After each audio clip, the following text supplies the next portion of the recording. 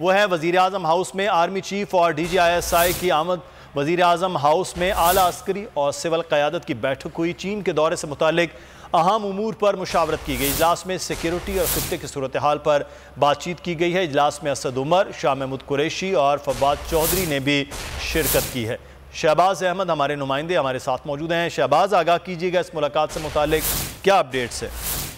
जी देखिए, army chief general Qamar Javed Bajwa और DGISI की वज़ीर आज़म हाउस आमद हुई है और ज़राए ने ये कंफर्म किया है कि वज़ीर आज़म इमरान खान के ज़रिए काला सज़ा का इजलास जो है वो वज़ीर आज़म हाउस में हुआ है और जिसमें आला अस्करी और सिविल क़यादत जो है वो शरीक हुई है।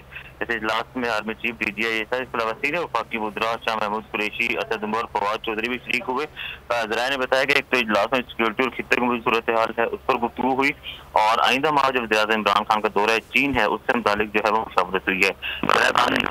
दौरा चीन में अहम मुआहदे भी करेंगे और वज़ीर आज़म इमरान खान का ये बड़ा अहम नौयत का दौरा होगा जिसकी वजह से आज ये अहम बैठक बुलाई गई थी और उसके अलावा इस इजलास में जो है वो मुल्की ओवरऑल। ठीक है, शहबाज अहमद हमें मुलाकात से मुतालिक आगाह कर रहे थे, बहुत शुक्रिया आप। सब्सक्राइब करें और बेल दबाएं ताकि कोई खबर रह न जाए।